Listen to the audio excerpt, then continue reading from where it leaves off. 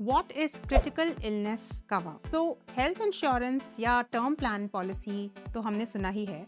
Critical illness cover होता है basically जो क्रिटिकल इलनेसेस पॉलिसी वाली कंपनी ने लिखी हुई है, मेंशन करी हुई है, उनमें से अगर कोई भी क्रिटिकल इलनेस अगर हो जाती है तो फिर एक सम अश्योर्ड जो डेजिग्नेटेड अमाउंट है वो दिया जाता है पॉलिसी होल्डर को। Now health insurance and critical illness में क्या फर्क है? सो हेल्थ इंश्योरेंस में तो खाली जो आपका मेडिकल एक्सपेंस है वो कवर होता है, but critical illness basically is meant for making sure कि आप जैसे अगर काम पे नहीं जा पा रहे, कोई आपको बहुत एक्सट्रीम critical illness है and if you're not able to work because of that illness, then that amount जो पॉलिसी कंपनी आपको देगी उससे आप उस lack of income को compensate कर सके। So that is the difference between these two policies. But ये आपको लेनी चाहिए या नहीं लेनी चाहिए, it depends on a lot of factors. For example, आपके पास कितना बड़ा emergency fund already है, आपकी family history है उस particular illness की या नहीं, and secondly how big your wealth portfolio is. So if you